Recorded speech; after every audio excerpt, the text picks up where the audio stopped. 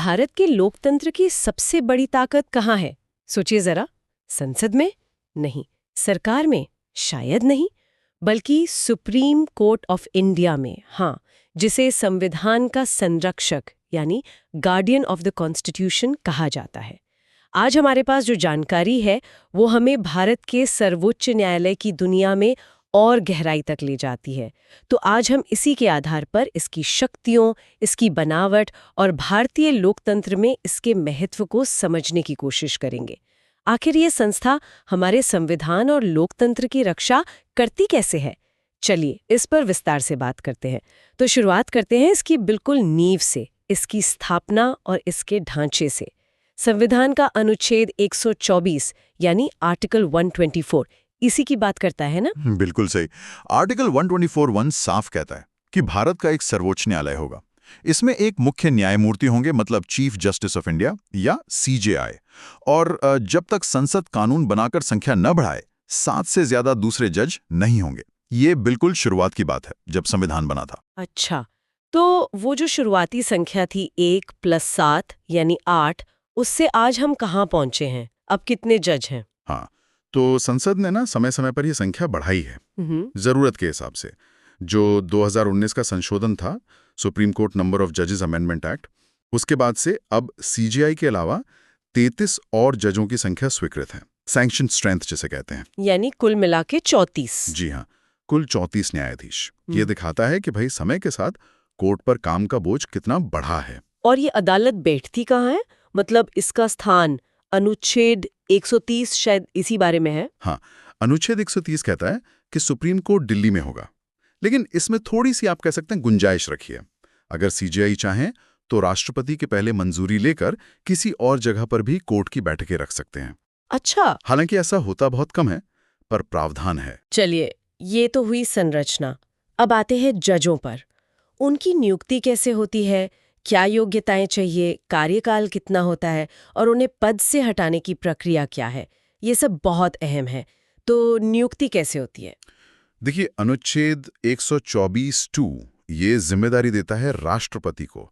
वो supreme court के हर जज की नियुक्ति करते हैं। अच्छा। हाँ, लेकिन इस प्रक्रिया में ना वो सुप्रीम कोर्ट और राज्यों के हाई कोर्ट्स के ऐसे जजों से सलाह मशवरा करते हैं जिनसे वो सलाह लेना जरूरी समझते हैं। पर इसमें एक चीज बहुत महत्वपूर्ण है। अगर सीजेआई के अलावा किसी और जज की नियुक्ति करनी है तो सीजेआई से सलाह लेना अनिवार्य है, जरूरी ही है। और यहीं पे वो कोलेजियम सिस्टम आ जाता है जिसका जिक्र हम अक्सर सुनते हैं। निश्चित रूप से। असल में प्रैक्टिकली नियुक्ति और तबादलों की सिफारिशें इसी कोलेजियम सिस्टम से आती हैं। और ये सिस्टम किसी एक कानून से नहीं बना है। ये सुप्रीम कोर्ट के ही कुछ बहुत ऐतिहासिक फैसलों से धीरे धीरे विकसित हुआ है। वो जजेस केसेस? हाँ, वही फर्स्ट, सेकंड और थर्ड जजेस केसेस जो 1981, 1993 और 1998 में आए, उन्हीं से ये व्यवस्था बनी। बीच में सरकार ने कोशिश की थी 99वें संविधान संशोधन से national judicial appointments commission NJAC बनाने की। हाँ, सुना था उसके बारे में। जी, पर फोर्थ जजेस केस जो 2015 में आया, उसमें सुप्रीम कोर्ट ने उसे असंवैधानिक करार दे दिया। कहा कि ये न्यायपालिका की स्वतंत्रता के सिद्धांत के खिलाफ है। तो नतीजा ये कि आज भी कोलेजियम व्यवस्था ही लागू है। ये जानना काफी दिलचस्प है कि ये व्यवस्था कैसे बदली और विकसित हुई। अच्छा, तो सुप्रीम कोर्ट का जज बनने के लिए योग्यताएं क्या है? आर्टिकल 124(3) शायद। जी, अनुच्छेद 124(3) में ये साफ साफ बताया गया है। पहली शर्त तो ये कि वो व्यक्ति भारत का नागरिक हो। ठीक है। उसके अलावा 3 में से कोई एक योग्यता होनी चाहिए।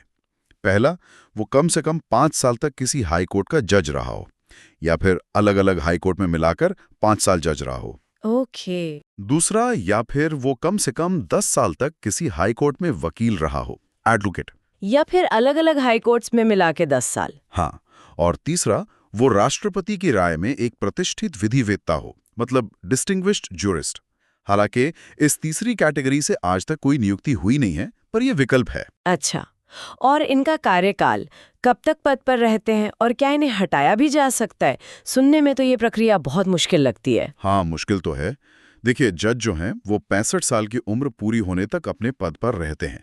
ये अनुच्छेद 124(2) में लिखा है। अच्छा। हाँ, और अगर वो चाहें तो 65 साल से पहले भी राष्ट्रपति को अपना इस्तीफा लिखकर पद छोड़ सकते हैं। और हटाने की प्रक्रिया? वो अनुच्छेद 124(4) में है और ये वाकई बहुत कठोर प्रक्रिया है। इसके लिए संसद के दोनों सदनों, लोकसभा और राज्यसभा, दोनों में एक प्रस्ताव पास होना जरूरी है। किस तरह का प्रस्ताव, मतलब क्या बहुमत चाहिए? इसमें 2 तरह का बहुमत चाहिए। पहला, सदन की कुल सदस्य संख्या का बहुमत, जिसे एब्सोल्यूट मेजॉरिटी कहते हैं, और दूसरा, उस दिन सदन में जो सदस्य उपस्थित हैं और वोट कर रहे हैं, उनमें से कम 2/3 का बहुमत। इसे स्पेशल मेजॉरिटी कहते हैं। बाप रे, ये तो काफी कठिन है। जी हाँ। और ये प्रस्ताव फिर उसी संसद सत्र में राष्ट्रपति के पास भेजा जाता है, तब जाकर उन्हें हटाया जा सकता है। और हटाने का आधार क्या हो सकता है? क्या किसी भी कारण से हटा सकते हैं? नहीं, बिल्कुल नहीं। सिर्फ 2 ही आधार हैं। पहला, साबित कदाचार यानी प्रूव्ड मिसबिहेवियर, और दूसरा, अक्षमता यानी इनकैपेसिटी। मतलब या तो उनका कोई गलत आचरण साबित हो जाए या फिर वो शारीरिक या मानसिक रूप से काम करने में सक्षम न रहें। और इस पूरी प्रक्रिया के जो नियम हैं वो जजेस इंक्वायरी एक्ट 1968 में दिए गए हैं। उसमें जांच समिति कैसे बनेगी, कैसे जांच होगी, वो सब बताया गया है। ये इतनी कठोर प्रक्रिया इसलिए है ताकि जजों की स्वतंत्रता बनी रहे, वो बिना डर के काम कर सकें। हाँ, ये तो है। संविधान में कुछ विशेष परिस्थितियों के लिए भी व्यवस्थाएं हैं शायद, जैसे कार्यकारी मुख्य न्यायाधीश की नियुक्ति, एक्टिंग चीफ जस्टिस। जी हाँ, बिल्कुल। अनुच्छेद 126 में इसका प्रावधान है। मान लीजिए सीजीआई का पद खाली है, या वो किसी वजह से अनुपस्थित हैं या अपना काम नहीं कर पा रहे हैं, तो राष्ट्रपति सुप्रीम कोर्ट के ही किसी दूसरे जज को अस्थायी तौर पर एक्टिंग सीजीआई नियुक्त कर सकते हैं ताकि काम न रुके। और तदर्थ न्यायाधीश, एडॉक जजेस, ये क्या है? ये अनुच्छेद 127 में है। कभी कभी ऐसा हो सकता है कि सुप्रीम कोर्ट की बैठक के लिए जजों की न्यूनतम संख्या, जिसे कोरम कहते हैं, वो पूरी ना हो रही हो। अच्छा। तो ऐसी स्थिति में सीजीआई जो है वो राष्ट्रपति की पहले मंजूरी लेकर और जिस हाईकोर्ट से जज को लेना है उसके चीफ जस्टिस से सलाह करके किसी हाईकोर्ट के ऐसे जज को जो सुप्रीम कोर्ट जज बनने की योग्यता रखता हो, कुछ समय के लिए एडहॉक बेसिस पर सुप्रीम कोर्ट में काम करने के लिए नियुक्त कर सकते हैं। और सेवानिवृत्त न्यायाधीशों की भी मदद ली जा सकती है। रिटायर्ड जजेस, जी। अनुच्छेद 128 सीजीआई को यह अधिकार देता है। वो राष्ट्रपति की पूर्व सहमति से सुप्रीम कोर्ट या किसी हाई कोर्ट के रिटायर्ड जज से भी रिक्वेस्ट कर सकते हैं कि वे कुछ समय के लिए सुप्रीम कोर्ट के जज के तौर पर बैठें और काम करें। अच्छा, इससे उनके अनुभव का लाभ भी मिलता होगा? बिल्कुल, अनुभव का लाभ मिलता है और जो पेंडिंग केस हैं उनको निपटाने में भी मदद मिलती है। अब एक बहुत ही महत्वपूर्ण पहलू पर आते हैं, न्यायपालिका की स्वतंत्रता, इंडिपेंडेंस ऑफ जुडिशरी। इसे तो लोकतंत्र का आधार स्तंभ माना जाता है। संविधान इसे कैसे सुनिश्चित करता है? लगता है अनुच्छेद 125 से 147 तक इसी से जुड़े हैं। बिल्कुल, ये बेहद जरूरी है कि न्यायपालिका स्वतंत्र होकर काम करे, बिना किसी डर के, बिना किसी दबाव के, एकदम निष्पक्ष होकर फैसले सुनाए। और हमारे संविधान बनाने वालों ने इस बात का पूरा ध्यान रखा, कई पक्के इंतजाम किए हैं। जैसे कि क्या है वो इंतजाम? देखिए, कई चीजें हैं। पहला तो नियुक्ति का तरीका, जैसा हमने कोलेजियम की बात की, उसका एक मकसद यही है कि नियुक्ति प्रक्रिया में कार्यपालिका मतलब सरकार का दखल कम से कम हो। दूसरा, कार्यकाल की सुरक्षा। जजों को आसानी से हटाया नहीं जा सकता। हटाने की प्रक्रिया इतनी जटिल है और आधार भी सिर्फ 2 ही हैं, सिद्ध कदाचार या अक्षमता। ठीक। तीसरा, उनकी सेवा शर्तें निश्चित होती हैं। अनुच्छेद 125 कहता है कि जजों के वेतन, भत्ते, छुट्टी, पेंशन, ये सब संसद कानून बनाकर तय करेगी। लेकिन एक बार नियुक्ति हो गई तो उसके बाद उनमें ऐसा कोई बदलाव नहीं किया जा सकता जिससे उन्हें नुकसान हो। अच्छा, ये महत्वपूर्ण है। और आपने बताया था कि उनके वेतन भत्ते भारत की संचित निधि पर भारित होते हैं, कंसोलिडेटेड फंड ऑफ इंडिया। इसका क्या मतलब है? हाँ, इसका मतलब ये है कि इन खर्चों पर संसद में वोटिंग नहीं होती, सिर्फ चर्चा हो सकती है। ये इसलिए ताकि सरकार या संसद पैसे के मामले में कोई दबाव डालकर न्यायपालिका को प्रभावित ना कर सके। समझ गई। और चौथा, जजों ने अपने काम के दौरान जो आचरण किया है उस पर संसद में बहस नहीं हो सकती। अनुच्छेद 121 इस पर रोक लगाता है, सिवाय तब जब उन्हें हटाने का प्रस्ताव चल रहा हो। यही रोक अनुच्छेद 211 राज्य विधानमंडलों पर लगाता है। ओके। पांचवा, अपनी अवमानना के लिए दंड देने की शक्ति, कंटेम्प्ट ऑफ कोर्ट। अनुच्छेद 129 सुप्रीम कोर्ट को यह पावर देता है कि अगर कोई कोर्ट की बेइज्जती करता है या उसके आदेश नहीं मानता तो कोर्ट उसे सजा दे सकता है। ये कोर्ट के अधिकार और सम्मान को बनाए रखने के लिए बहुत जरूरी है। सेवानिवृत्ति के बाद वकालत पर रोक का भी जिक्र था शायद। जी हाँ, अनुच्छेद 124(7), इसके मुताबिक सुप्रीम कोर्ट से रिटायर होने के बाद कोई भी जज भारत में किसी भी अदालत या अथॉरिटी के सामने वकालत या कोई और काम नहीं कर सकता। अच्छा, क्यों? ताकि ये सुनिश्चित हो सके कि वो अपने कार्यकाल के दौरान भविष्य में कोई लाभ उपाने की उम्मीद से किसी तरह का पक्षपात न करे। ये भी एक जरूरी पहलू है। और कोई उपाय? एक और चीज है अपने कर्मचारियों की नियुक्ति की शक्ति। अनुच्छेद 146 के तहत सुप्रीम कोर्ट को अपने ऑफिसर और स्टाफ नियुक्त करने और उनकी सेवा शर्तें तय करने का अधिकार है। इससे वो बाहरी निर्भरता से बचते हैं। सही बात है। और आखिर में कार्यपालिका से पृथक्करण का सिद्धांत, सेपरेशन ऑफ पावर्स। अनुच्छेद 50, जो कि डायरेक्टिव प्रिंसिपल्स का हिस्सा है, कहता है कि राज्य कोशिश करेगा कि न्यायपालिका और कार्यपालिका अलग अलग रहें। तो ये सारे प्रावधान मिलकर एक स्वतंत्र और निष्पक्ष न्यायपालिका की नींव रखते हैं। चलिए इस पहलू को गहराई से समझते हैं। अब आते हैं सुप्रीम कोर्ट की शक्तियों और क्षेत्राधिकार पर। पावर्स एंड जुरिस्डिक्शन, ये तो बहुत ही बड़ा दायरा लगता है। हाँ है तो। इसकी शक्तियों को समझने के लिए हम उन्हें कुछ मेन कैटेगरीज में बांट सकते हैं। सबसे पहले आता है मूल क्षेत्राधिकार या ओरिजिनल जुरिस्डिक्शन। इसका जिक्र अनुच्छेद 131 में है। मूल क्षेत्राधिकार, इसका मतलब क्या है? इसका मतलब है कि कुछ खास तरह के झगड़े ऐसे हैं जिन्हें सीधे सुप्रीम कोर्ट में नहीं लाया जा सकता है, किसी निचली अदालत में नहीं। ये मामले ज्यादातर संघीय ढांचे से जुड़े होते हैं, जैसे कि केंद्र सरकार और एक या एक से ज्यादा राज्यों के बीच कोई विवाद हो, केंद्र सरकार और कोई राज्य या कई राज्य एक तरफ हों और एक या ज्यादा दूसरे राज्य दूसरी तरफ हों, या फिर दो या दो से ज्यादा राज्यों के बीच आपस में कोई झगड़ा हो। अच्छा, तो ये सीधे सुप्रीम कोर्ट जाएंगे? जी हाँ। इन मामलों में सुप्रीम कोर्ट का क्षेत्राधिकार अनन्य है, मतलब एक्सक्लूसिव। सिर्फ वही इनकी सुनवाई कर सकता है। ठीक है। इसके बाद आता है अपीलीय क्षेत्राधिकार, एपेलेट जुरिस्डिक्शन, मतलब निचली अदालतों के फैसलों के खिलाफ अपील सुनना। बिल्कुल। ये सुप्रीम कोर्ट का एक बहुत बड़ा काम है। इसमें मुख्य रूप से 4 तरह के मामले आते हैं। कौन कौन से? पहला, संवैधानिक मामलों में अपील, अनुच्छेद 132। अगर हाई कोर्ट ये सर्टिफिकेट दे दे कि मामले में संविधान की व्याख्या, मतलब इंटरप्रिटेशन से जुड़ा कानून का कोई महत्वपूर्ण सवाल शामिल है। ठीक है। दूसरा, दीवानी यानी सिविल मामलों में अपील, अनुच्छेद 133। इसमें भी आमतौर पर हाई कोर्ट के सर्टिफिकेट की जरूरत होती है कि मामला सुप्रीम कोर्ट में अपील के लायक है। ठीक है। तीसरा, आपराधिक यानी क्रिमिनल मामलों में अपील, अनुच्छेद 134।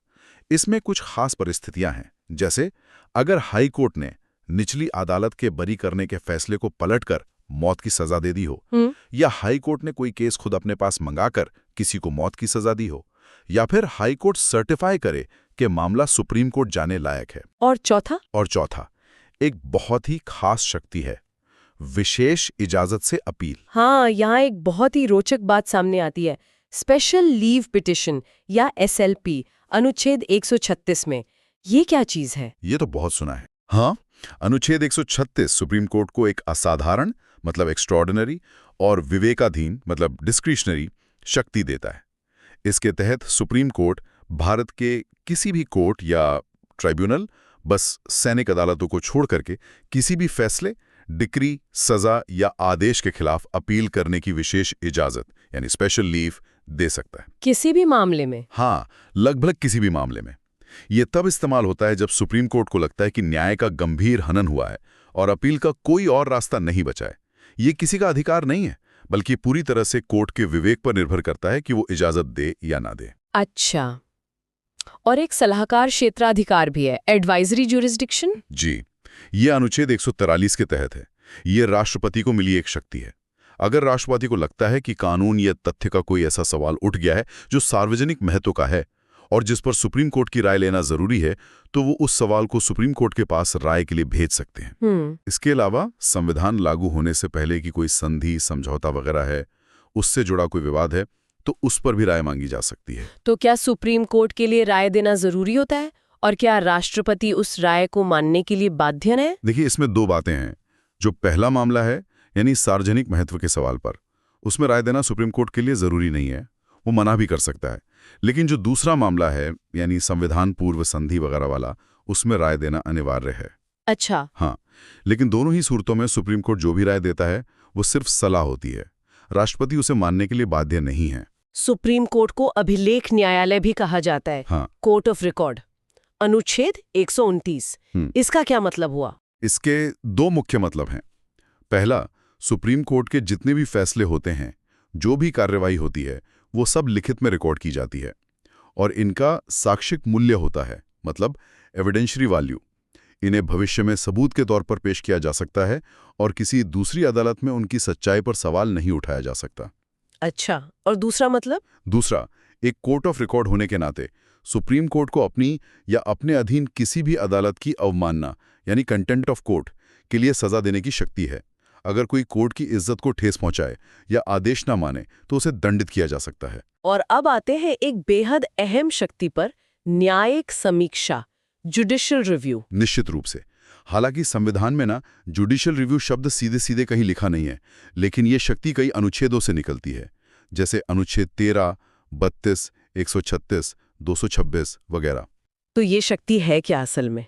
मतलब ये देखें कि वो संविधान के हिसाब से सही हैं या नहीं। और अगर कोई कानून या आदेश संविधान के खिलाफ पाया जाए तो कोर्ट उसे असंवैधानिक और शून्य घोषित कर सकता है, मतलब अनकॉन्स्टिट्यूशनल एंड इनवैलिड, खासकर अगर वो कानून या आदेश मौलिक अधिकारों का उल्लंघन करता हो जो संविधान के भाग 3 में दिए गए हैं। हाँ, अनुच्छेद 13 तो यही कहता है। बिल्कुल, अनुच्छेद 13 साफ कहता है कि मौलिक अधिकारों से असंगत कोई भी कानून शून्य होगा, और अनुच्छेद 32 तो नागरिकों को सीधे सुप्रीम कोर्ट जाने का अधिकार देता है अगर उनके मौलिक अधिकारों का हनन हो। यहाँ पर केशवानंद भारती केस 1973 का जिक्र करना तो बनता है। बिल्कुल बनता है, वो मील का पत्थर है।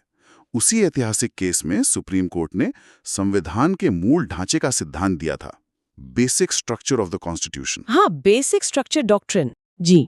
इसके तहत संसद संविधान में संशोधन तो कर सकती है, लेकिन वो संविधान के बुनियादी स्वरूप को, उसकी आत्मा को, उसकी मूलभूत विशेषताओं को नहीं बदल सकती। ये जुडिशियल रिव्यू की शक्ति का ही एक बहुत महत्वपूर्ण विस्तार है, जो संविधान की सर्वोच्चता को बनाए रखता है। एक और अनोखी शक्ति का जिक्र मिलता है अनुच्छेद 142 में, पूर्ण न्याय करने की शक्ति, कंप्लीट जस्टिस। ये क्या है? हाँ, अनुच्छेद 142 सुप्रीम कोर्ट को एक बहुत ही खास और बड़ी शक्ति देता है। इसके मुताबिक सुप्रीम कोर्ट अपने सामने आए किसी भी मामले में पूर्ण न्याय करने के लिए, मतलब कंप्लीट जस्टिस करने के लिए, कोई भी ऐसा आदेश या डिक्री पास कर सकता है जो उसे जरूरी लगे। ये कब इस्तेमाल होती है? ये शक्ति तब काम आती है जब किसी मामले में लगता है कि जो मौजूदा कानून है या जो प्रक्रिया है वो पूरी तरह से न्याय करने के लिए काफी नहीं है। तो कोर्ट इस शक्ति का इस्तेमाल करके वो कर सकता है जो न्याय के लिए जरूरी है, लेकिन इसका इस्तेमाल बहुत सावधानी से किया जाता है। और अनुच्छेद 141 कहता है कि सुप्रीम कोर्ट का फैसला सभी अदालतों को मानना होगा। सही कहा। अनुच्छेद 141 ये स्थापित करता है कि सुप्रीम कोर्ट जो भी कानून घोषित करता है, मतलब law declared by the supreme court, वो भारत की सीमा में आने वाली सभी अदालतों पर बाध्यकारी होगा, बाइंडिंग होगा। इससे पूरे देश में कानून की एक रूपता बनी रहती है और एक जुडिशियल डिसिप्लिन कायम होता है। मौलिक अधिकारों की रक्षा में अनुच्छेद 32 की भूमिका पर जोर देना बहुत जरूरी है। डॉक्टर अंबेडकर ने तो इसे संविधान का हृदय और आत्मा कहा था। इसके तहत रिट्स जारी करने की शक्ति है। बिल्कुल, अनुच्छेद 32 अपने आप में एक मौलिक अधिकार है। ये हर नागरिक को अधिकार देता है कि अगर उसके किसी मौलिक अधिकार का हनन होता है तो वो सीधे सुप्रीम कोर्ट जा सकता है और सुप्रीम कोर्ट इन अधिकारों को लागू करवाने के लिए निर्देश, आदेश या रिट जारी कर सकता है। और हाई कोर्ट्स के पास भी ये शक्ति है।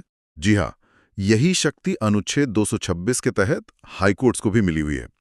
बल्कि हाई कोर्ट का दायरा इस मामले में थोड़ा और बड़ा है, क्योंकि वो मौलिक अधिकारों के अलावा दूसरे कानूनी अधिकारों के हनन पर भी रिट जारी कर सकते हैं। सुप्रीम कोर्ट अनुच्छेद 32 के तहत सिर्फ मौलिक अधिकारों के लिए रिट जारी करता है।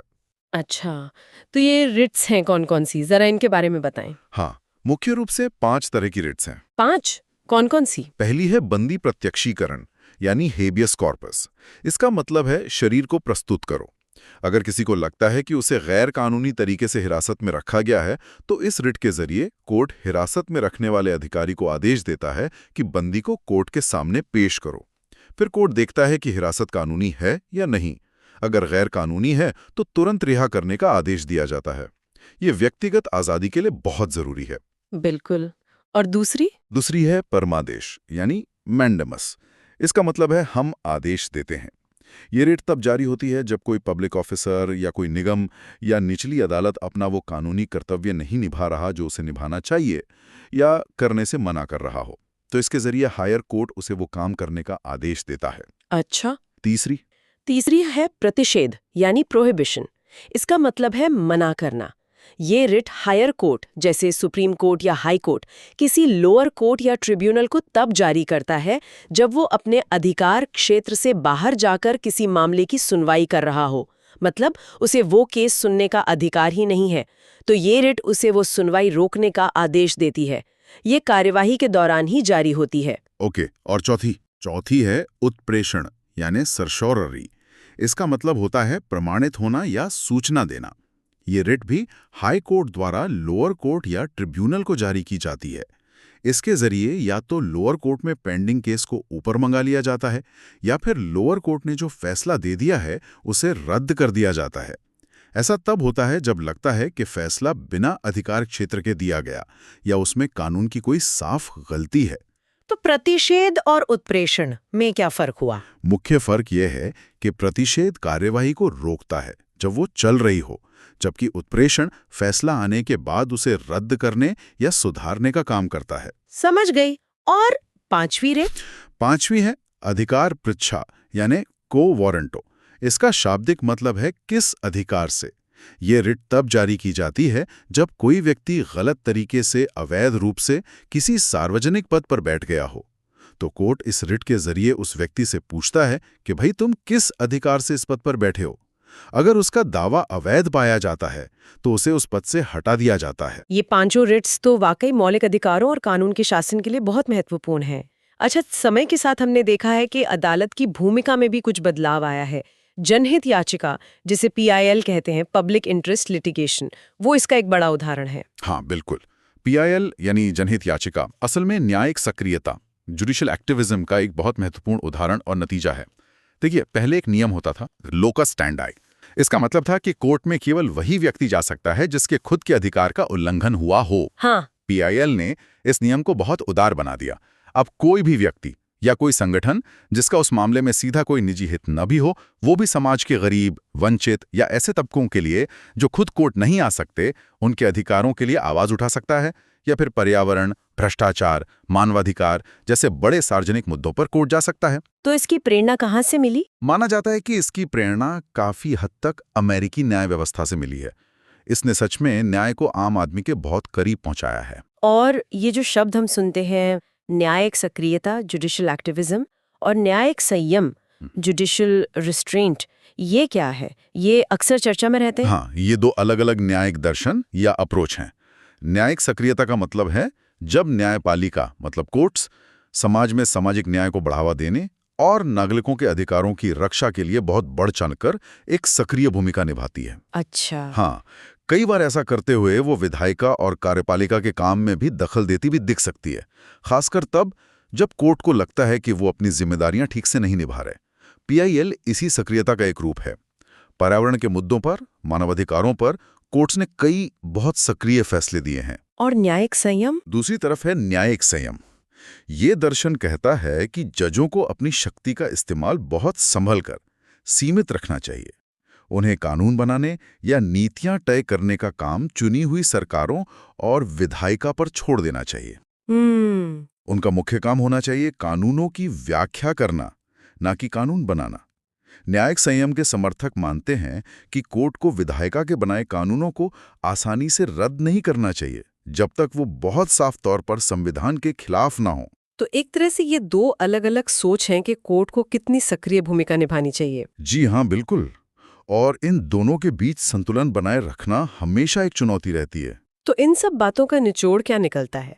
आज की इस पूरी चर्चा से ये तो एकदम साफ है कि सुप्रीम कोर्ट सिर्फ एक अदालत नहीं है जो केवल झगड़े सुलझाती हो। बिल्कुल नहीं, ये उससे कहीं ज्यादा है। ये हमारे संविधान का अंतिम व्याख्याता है, फाइनल इंटरप्रेटर। ये हमारे मौलिक अधिकारों का सबसे बड़ा रक्षक है, गार्डियन ऑफ फंडामेंटल राइट्स।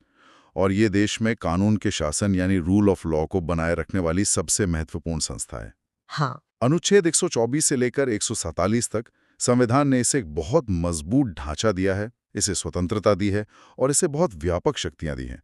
जैसे हमने बात की अनुच्छेद 129 कोर्ट ऑफ रिकॉर्ड, अनुच्छेद 131 ओरिजिनल जुरिस्डिक्शन, अनुच्छेद 136 स्पेशल लीव पिटिशन, अनुच्छेद 141 बाइंडिंग नेचर ऑफ लॉ और अनुच्छेद 142 power to do complete justice और अनुच्छेद 143 एडवाइजरी रोल। ये सब शक्तियां इसे भारतीय शासन व्यवस्था में एक बहुत ही अनोखा और केंद्रीय स्थान देती हैं।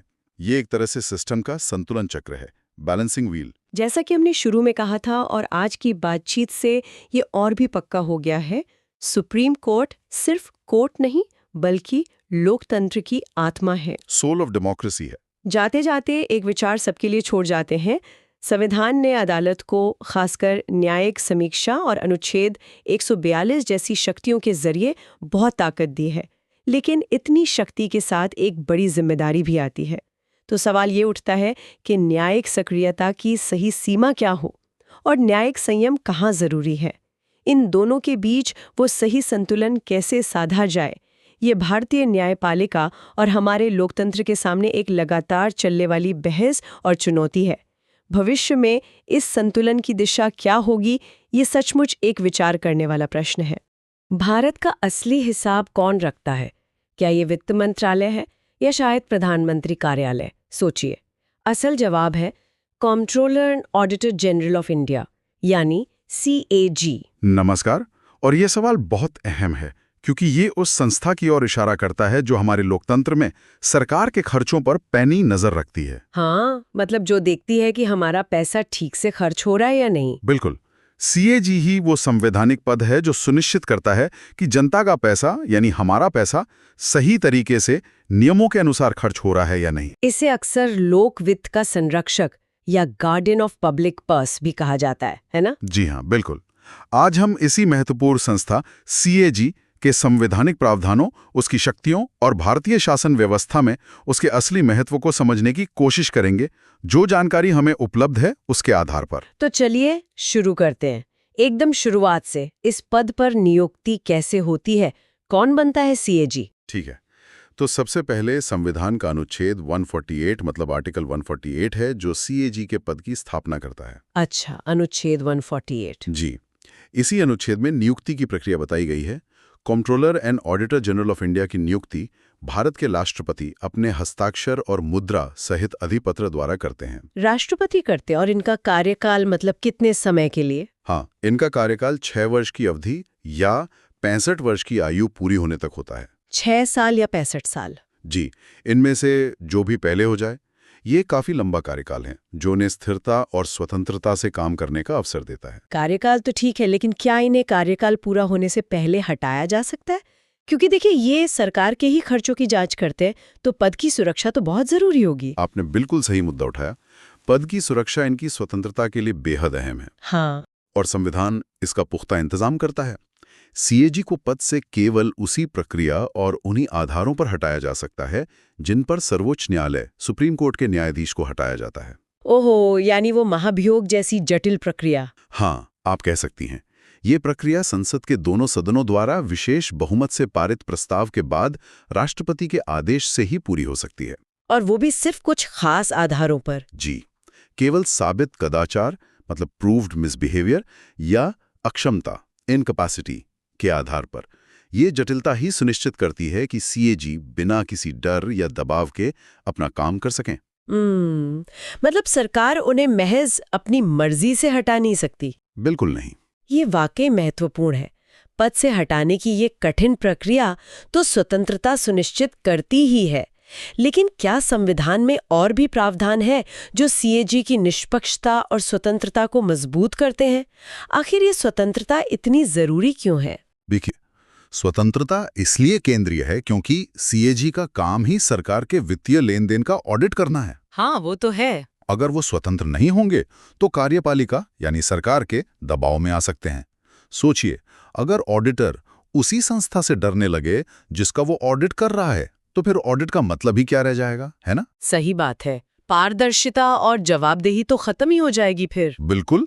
तो पद की सुरक्षा के अलावा और भी व्यवस्थाएं हैं। जैसे सीएजी का वेतन और सेवा की अन्य शर्तें संसद द्वारा कानून बनाकर निर्धारित की जाती हैं। अच्छा। और सबसे जरूरी बात यह है कि नियुक्ति के बाद उनके वेतन या सेवा शर्तों में कोई ऐसा बदलाव नहीं किया जा सकता जो उनके लिए अलाभकारी हो, मतलब नुकसानदायक ना हो। यानी कार्यकाल के दौरान उनकी सुविधाओं या वेतन में कटौती नहीं की जा सकती। जी हाँ, ताकि उन पर कोई वित्तीय दबाव न बनाया जा सके। और उनका वेतन आता कहाँ से है? क्या वो भी सरकार के अनुदान पर निर्भर है? नहीं, यही एक और महत्वपूर्ण सुरक्षा कवच है। सीएजी का वेतन और उनके कार्यालय के प्रशासनिक व्यय भारत की संचित निधि यानी कंसोलिडेटेड फंड ऑफ इंडिया पर भारित होते हैं। भारित होते हैं, इसका मतलब है कि इन पर संसद में मतदान नहीं होता, वोटिंग नहीं होती। ये व्यवस्था उन्हें वित्तीय रूप से भी स्वतंत्र बनाती है। अच्छा, तो कुल मिलाकर मुश्किल निष्कासन प्रक्रिया, कार्यकाल के दौरान सेवा शर्तों में अलाभकारी परिवर्तन न होना और वेतन का संचित निधि पर भारित होना, ये सब मिलकर सीएजी को एक मजबूत और स्वतंत्र संस्था बनाते हैं। बिल्कुल। ये संवैधानिक इंतजाम ये सुनिश्चित करते हैं कि सीएजी बिना किसी भय या पक्षपात के केवल संविधान और कानून के प्रति जवाबदेह होकर अपना कर्तव्य निभा सके। चलिए, अब स्वतंत्रता की बात से आगे बढ़कर उनके मुख्य काम पर आते हैं। संविधान का अनुच्छेद 149 आर्टिकल 149 सीएजी के कर्तव्यों और शक्तियों से संबंधित है। तो वास्तव में सीएजी करते क्या हैं? इनके मुख्य काम क्या हैं? देखिए, अनुच्छेद 149 संसद को ये अधिकार देता है कि वो कानून बनाकर सीएजी के कर्तव्य और शक्तियां निर्धारित करें। और इसी के तहत संसद ने एक कानून भी बनाया है, CAG duties, powers and conditions of service act 1971। अच्छा, 1971 का एक्ट। जी। इनके मुख्य कामों में शामिल है सबसे पहला और सबसे महत्वपूर्ण लेखा परीक्षा, यानी ऑडिट करना। ऑडिट? हाँ। सीएजी भारत सरकार और सभी राज्य सरकारों के सभी तरह के खर्चों का ऑडिट करते हैं। सभी तरह के खर्च मतलब क्या सिर्फ ये देखना कि पैसा नियमों के अनुसार खर्च हुआ? Legal check? नियमों के अनुसार तो देखना ही है, यानी लीगैलिटी ऑडिट, वो तो है ही। साथ ही ये भी देखना कि जिस उद्देश्य के लिए पैसा संसद या विधानसभा द्वारा स्वीकृत किया गया था, क्या वो उसी पर खर्च हुआ? इसे एप्रोप्रिएशन ऑडिट कहते हैं। अच्छा, लीगैलिटी और एप्रोप्रिएशन ऑडिट। लेकिन इसके अलावा सीएजी प्रोप्राइटी ऑडिट भी करते हैं। प्रोप्राइटी ऑडिट, ये क्या होता है? प्रोप्राइटी ऑडिट का मतलब है ये देखना कि क्या खर्च समझदारी, बुद्धिमानी और मितव्ययिता से किया गया है, मतलब विजडम, फेथफुलनेस और इकोनॉमी। कहीं सरकारी पैसे की बर्बादी तो नहीं हुई? अरे वाह, मतलब ये फिजूल खर्ची पर भी सवाल उठा सकते हैं। ये तो बहुत व्यापक अधिकार हुआ। जी हाँ। और किन चीजों को ऑडिट करते हैं सीएजी? केंद्र और राज्य सरकारों के अलावा ये सरकारी कंपनियों यानी पब्लिक सेक्टर अंडरटेकिंग्स, पीएसयूज का भी ऑडिट करते हैं। पीएसयूज का भी? हाँ। और अन्य निकायों मतलब बॉडीज और प्राधिकरणों, अथॉरिटीज का भी ऑडिट करते हैं, जिन्हें सरकार से पर्याप्त अनुदान मिलता है। संक्षेप में कहें तो जहां भी सरकारी पैसा लगा है वहां सीएजी की नजर पहुंच सकती है। बिल्कुल सही। ये दायरा वाकई बहुत बड़ा है। हाँ, सरकार के लगभग हर वित्तीय पहलू को ये छूता है। और ये जरूरी भी है ताकि सार्वजनिक धन का हिसाब रखा जा सके। एक और बात ध्यान देने वाली है, पहले सीएजी केंद्र और राज्य दोनों के खातों का संकलन मतलब कॉम्पाइलेशन और रखरखाव, मेंटेनेंस भी करते थे। अच्छा, अब नहीं करते? 1976 में मतलब 1976 में केंद्र सरकार के स्तर पर लेखांकन अकाउंटिंग को लेखा परीक्षा ऑडिटिंग से अलग कर दिया गया। तो अब सीएजी केंद्र सरकार के खाते बनाते नहीं, सिर्फ उनका ऑडिट करते हैं। अच्छा, केंद्र के लिए सिर्फ ऑडिट? हाँ जी। लेकिन राज्य सरकारों के मामले में वे अभी भी खातों का संकलन और रखरखाव करते हैं। हालांकि कुछ राज्यों ने ये जिम्मेदारी खुद ले ली है, पर ज्यादातर में सीएजी ही करते हैं। ये अंतर महत्वपूर्ण है। केंद्र के लिए सिर्फ ऑडिट, राज्यों के लिए ऑडिट और अकाउंटिंग दोनों, ज्यादातर मामलों में। अब एक और अनुच्छेद है, अनुच्छेद 150 आर्टिकल 150, जो खातों के प्रारूप फॉर्म ऑफ अकाउंट से संबंधित है। इसका क्या मतलब है? इसका मतलब है कि केंद्र सरकार और राज्य सरकारों के खाते किस फॉर्मेट या तरीके से रखे जाएंगे। फॉर्मेट कौन तय करता है? अनुच्छेद 150 के अनुसार संघ और राज्यों के खातों के प्रारूप को राष्ट्रपति सीएजी की सलाह पर निर्धारित करते हैं। तो यहाँ भी सीएजी की एक अहम सलाहकार भूमिका है। ठीक है, तो नियुक्ति हो गई, स्वतंत्रता सुनिश्चित हो गई, कर्तव्य और शक्तियां भी समझ आ गईं, खातों का प्रारूप भी तय हो गया। अब जब सीएजी अपना ऑडिट पूरा कर लेते हैं तो उन रिपोर्ट्स का क्या होता है, उन्हें किसे सौंपा जाता है? इसके लिए है अनुच्छेद 151, आर्टिकल 151। ये अनुच्छेद रिपोर्ट प्रस्तुत करने का प्रक्रिया बताता है। आर्टिकल 151। जी। सीएजी केंद्र सरकार के खातों से संबंधित अपनी ऑडिट रिपोर्ट राष्ट्रपति को सौंपते हैं। राष्ट्रपति को? हाँ। और राष्ट्रपति फिर उन रिपोर्ट्स का क्या करते हैं? राष्ट्रपति उन रिपोर्ट्स को संसद के दोनों सदनों, लोकसभा और राज्यसभा के पटल पर रखवाते हैं। अच्छा, संसद में पेश की जाती हैं। जी, ये एक बहुत महत्वपूर्ण कदम है क्योंकि यहीं से संसदीय जांच की प्रक्रिया शुरू होती है। और राज्य सरकारों के खातों की रिपोर्ट का क्या होता है? क्या वो भी राष्ट्रपति को जाती है? नहीं, उसी तरह राज्य सरकारों के खातों से संबंधित ऑडिट रिपोर्ट उस राज्य के राज्यपाल, गवर्नर को सौंपी जाती है। राज्यपाल को? और राज्यपाल उन्हें राज्य विधानमंडल, स्टेट लेजिस्लेचर के समक्ष रखवाते हैं। यानी प्रक्रिया समान है, केंद्र में राष्ट्रपति और संसद, राज्य में राज्यपाल और विधानमंडल। इसके बाद क्या होता है? क्या संसद या विधानमंडल इन रिपोर्ट्स पर विस्तार से चर्चा करते हैं? हाँ, यहीं पर लोक लेखा समिति, पब्लिक अकाउंट्स कमेटी यानी पीएसी जैसी संसदीय समितियों की भूमिका आती है। पीएसी? हाँ, सुना है इसके बारे में। संसद में सीएजी की रिपोर्टें जांच के लिए मुख्य रूप से पीएसी को भेजी जाती हैं। पीएसी में सत्ता पक्ष और विपक्ष दोनों के सदस्य होते हैं और ये समिति सरकारी खर्चों की गहन जांच करती है। और मैंने ये भी सुना है कि सीएजी को पीएसी का गाइड, मित्र और दार्शनिक कहा जाता है। Guide, friend and philosopher. इसका क्या मतलब है? ये बिल्कुल सही है और ये सीएजी की भूमिका के महत्व को दर्शाता है। पीएसी की बैठकों में सीएजी के अधिकारी मौजूद रहते हैं। अच्छा, वो मदद करते हैं समिति की? हाँ, वे समिति के सदस्यों को ऑडिट रिपोर्ट के निष्कर्षों को समझने में मदद करते हैं, तकनीकी बारीकियों को स्पष्ट करते हैं और गवाहों से पूछताछ के लिए प्रश्न तैयार करने में भी सहायता करते हैं। इस तरह वो समिति के मित्र और मार्गदर्शक की भूमिका निभाते हैं। और दार्शनिक क्यों? दार्शनिक इसलिए क्योंकि सीएजी सिर्फ आंकड़ों की जांच नहीं करता, बल्कि खर्च के पीछे की नीति की प्रभावशीलता और उसके व्यापक परिणामों पर भी गौर करता है। वो बताते हैं कि क्या नीतियां अपने उद्देश्य में सफल रही, क्या कहीं व्यवस्थागत खामियां हैं। ये सब चीजें पीएसी को एक गहरी समझ देती हैं। मतलब सिर्फ हिसाब किताब की जांच नहीं, बल्कि शासन की गुणवत्ता की भी पड़ताल। बिल्कुल। ये तो वाकई बहुत प्रभावशाली व्यवस्था है। ऑडिट रिपोर्ट का संसद या विधानमंडल में रखा जाना और फिर पीएससी द्वारा उसकी जांच, जिसमें सीएजी मदद करे, ये तो वित्तीय जवाबदेही सुनिश्चित करने का एक मजबूत तंत्र लगता है। हाँ, बिल्कुल। शायद इसीलिए डॉक्टर बी.आर. अम्बेडकर ने सीएजी को इतना महत्वपूर्ण माना था। उन्होंने क्या कहा था? निश्चित रूप से डॉक्टर अम्बेडकर ने संविधान सभा में कहा था कि सीएजी संभवतः भारत के संविधान के तहत सबसे महत्वपूर्ण अधिकारी होगा। सबसे महत्वपूर्ण? जी। उनका मानना था कि ये पद सुनिश्चित करता है कि संसद ने जिस पैसे को जिस काम के लिए मंजूरी दी है वो उसी तरह और उसी उद्देश्य के लिए खर्च हो रहा है या नहीं। ये संसद की वित्तीय सर्वोच्चता को बनाए रखने के लिए अनिवार्य है।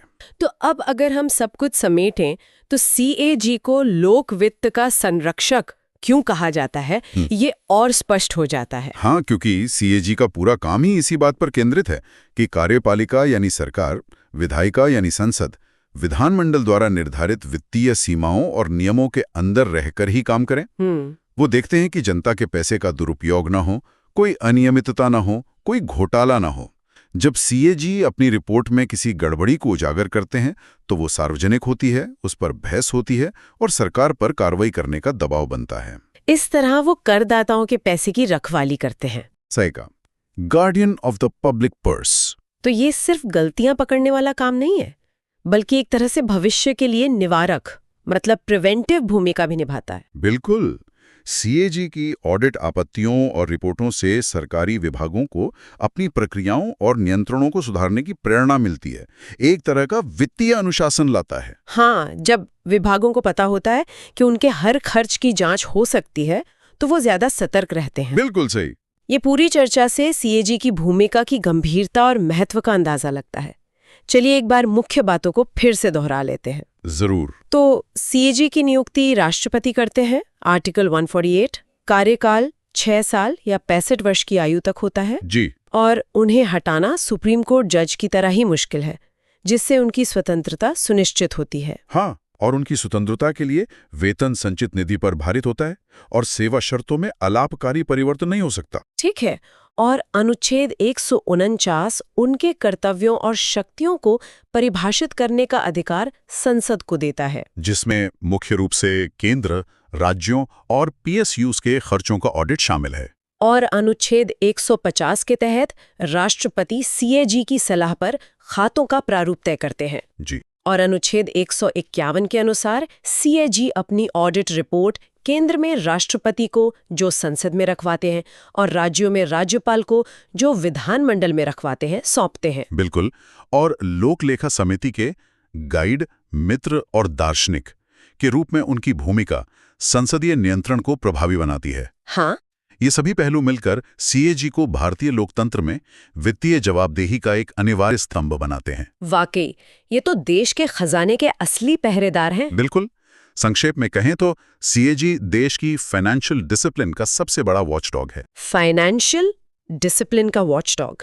हाँ, ये संस्था सुनिश्चित करती है कि वित्तीय मामलों में देश सही रास्ते पर चले और जनता का पैसा सोच समझकर नियमों के दायरे में खर्च हो। ये एक ऐसी संस्था है जिसके स्वतंत्र और प्रभावी बने रहने में ही लोकतंत्र का हित है।